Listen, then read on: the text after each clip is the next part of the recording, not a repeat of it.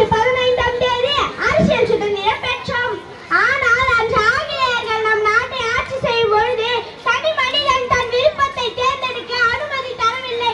அது உணவாக இருந்தாலும் சரி, படிப்பாக இருந்தாலும் சரி. இது ஒரு பக்கம் இருக்க, மறுபக்கம் சில மக்களை தீண்ட தகாதவர்கள் என்று கூறி ஒதுக்கினார்கள். அவர்களை மிருகங்களை விட மோசமாக நடத்தினார்கள். ஏன் சில இந்திய மக்கள் கூட அவர்களை மதிப்பதில்லை.